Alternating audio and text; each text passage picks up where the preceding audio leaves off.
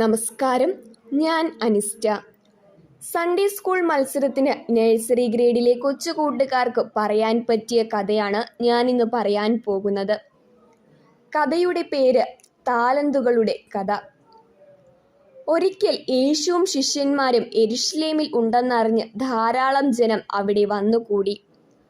അപ്പോൾ യേശു അവരോടായി ഒരു ഉപമ പറഞ്ഞു. ഒരിടത്ത് കുലീനനായ ഒരു മനുഷ്യനുണ്ടായിരുന്നു. ആ മനുഷ്യൻ രാജ്യത്വം പ്രാപിച്ച് മടങ്ങി വരണം എന്നുദ്ദേശിച്ച് ദൂരദേശത്തേക്ക് യാത്രയായി. നല്ലവനും മറ്റുള്ളവരെ സഹായിക്കാൻ സന്മനസ്സുള്ളവനുമായ മനുഷ്യൻ താൻ പോയി വരുന്നത് വരെ തൻ്റെ പ്രിയപ്പെട്ട ദാസന്മാർ എങ്ങനെ ജീവിക്കും എന്ന് ചിന്തിച്ചിട്ട് തൻ്റെ ദാസന്മാരെ വിളിച്ച് അവർക്ക് 10 റാത്തൽ വെള്ളി കൊടുത്തു.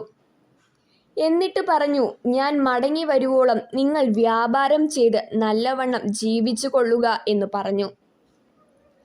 എന്നാൽ ആ മനുഷ്യൻ രാജ്യത്വം പ്രാപിച്ച് മടങ്ങി വന്നപ്പോൾ താൻ ദ്രവ്യം കൊടുത്തിരുന്ന ദാസന്മാരിൽ വ്യാപാരം ചെയ്ത് എന്ത് നേടി എന്നറിയേണ്ടതിന് അവരെ വിളിപ്പിച്ചു.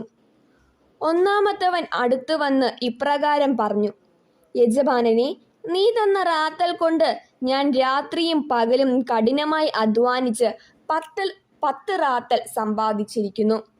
യജമാനന് വളരെയധികം സന്തോഷമുണ്ടായി. നല്ല ദാസനെ, നീ അല്പത്തിൽ വിശ്വസ്തനായതുകൊണ്ട് 10 പട്ടണത്തിൽ അധികാരം ഉള്ളവനായിരിക്കുക എന്ന് കൽപ്പിച്ചു. അപ്പോൾ രണ്ടാമത്തവൻ യജമാന്റെ അടുക്കൽ വന്ന് നിന്നു. യജമാനനെ, നീ തന്ന റാത്തൽ കൊണ്ട് ഞാൻ കഠിനമായി അധ്വാനിച്ച് 5 റാത്തൽ സമ്പാദിച്ചിരിക്കുന്നു എന്ന് പറഞ്ഞു. നീയും 5 പട്ടണത്തിൽ മേൽവിചാരകൻ ആയിരിക്ക എന്ന് യജമാനൻ പറഞ്ഞു.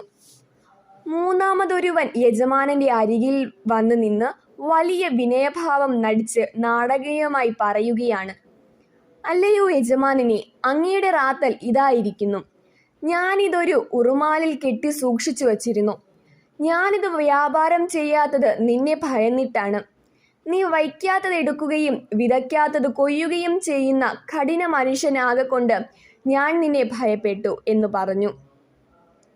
അപ്പോൾ അവൻ വളരെയധികം കോപിച്ച് അവനോട്, ദുഷ്ടദാസനെ, നിന്റെ വായിൽ നിന്ന് തന്നെ ഞാൻ നിന്നെ ന്യായം വിധിക്കും. ഞാൻ വയ്ക്കാത്തത് എടുക്കുകയും വിതയ്ക്കാത്തത് കൊയ്യുകയും ചെയ്ത കഠിന മനുഷ്യൻ എന്ന് നീ അറിഞ്ഞിട്ടും ആ താലന്ത് വ്യാപാരം ചെയ്തില്ലല്ലോ. നിനക്ക് കഴിഞ്ഞില്ല എങ്കിൽ നീ അത് നാണ്യപീഠത്തിൽ ഏൽപ്പിക്കാഞ്ഞത് എന്ത്? ഞാൻ വന്ന് അത് പലിശയോടു കൂടി വാങ്ങിക്കുമായിരുന്നല്ലോ എന്ന് പറഞ്ഞ് ആ റാത്തൽ അവൻ്റെ കയ്യിൽ നിന്ന് വാങ്ങി 10 റാത്തൽ സമ്പാദിച്ചവന് കൊടുത്തു.